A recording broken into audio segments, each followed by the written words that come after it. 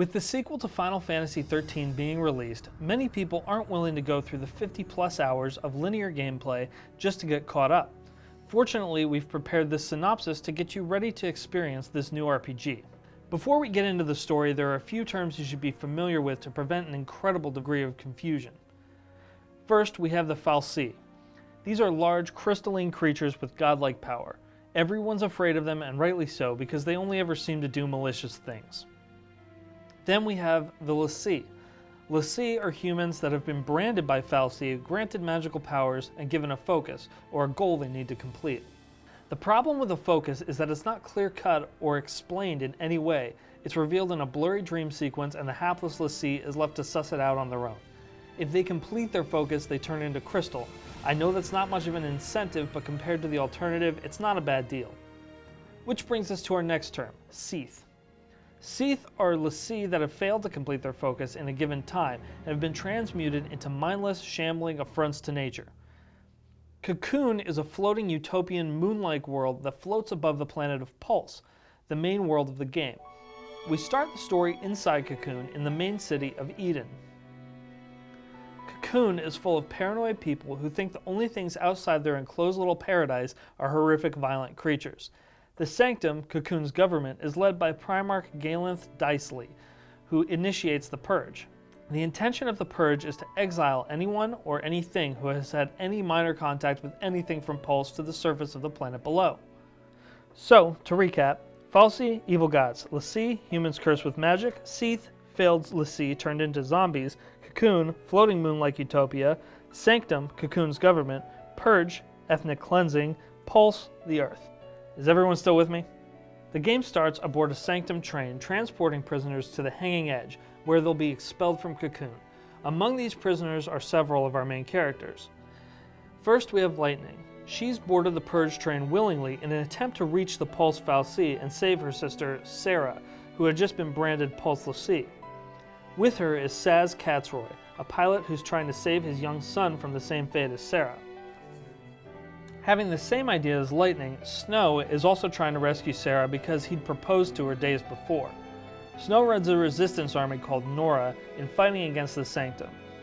When the conveniently named Nora Estheim joins Snow's army, then promptly bites it, her son Hope and a girl named Vanille get involved in the resistance. Lightning, Sazh, Snow, Hope, and Vanille all make their way into the Pulse Vestige, where Serah suddenly turns to crystal, having completed her unknown focus. Lightning thinks this means Serah's dead, but Snow thinks that even if you turn to crystal, you could possibly turn back someday. Lightning is pissed off and decides to fight Anima, the fal'Cie responsible for Serah's induction into the l'Cie Club. It's at this point that PSICOM, an elite Sanctum unit, arrives and opens fire on the Pulse Vestige. Anima realizes it's about to buy it and turns the 5 people that just attacked into l'Cie. They have a fuzzy, incoherent dream of their focus involving Eden and some big black thing called Ragnarok, and fall towards Lake Brescia below. Anima turns the lake into crystal also, and our heroes head across it with the intention of escaping. When they come across Serah's crystal body, Snow and Lightning get in a fight, Snow wanting to stay with Serah, and Lightning insisting he's an insane idiot. A PSICOM war mech attacks them. When they defeat it, the group splits up. Snow decides to stay and mindlessly hack away at his girlfriend's crystal body, while the rest of them move on with their lives. They find an airship near the lake's edge, and Sazh flies it out of there. Primarch Dicely announces the Purge is a resounding success, elaborates on the ongoing efforts of PSICOM, and the airship is shot down, where it crashes into the Vile Peaks. Snow, meanwhile, is attacked by PSICOM, and when he nearly dies, the Shiva sisters, 2 girls made of motorcycle parts, appear and bind themselves to him. I'm not making this up. After this bizarre occurrence, Snow is captured by a group called the Cavalry, whose members include Fang, Rigdia, and Cid Raines. Aboard cavalry cruiser Lindblum, Raines asks for Snow's help to find the other l'Cie. Meanwhile, in Vile Peaks, the group has an argument about their focus, which they assume to be destroying Cocoon.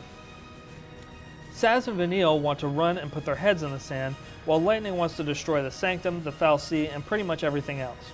She goes off on her own, and Hope runs after her. Lightning slowly grows more and more irritated at trying to take care of Hope and yells at him about it, causing Odin to appear and attack Hope, forcing Lightning to choose between saving Hope and continuing her focus.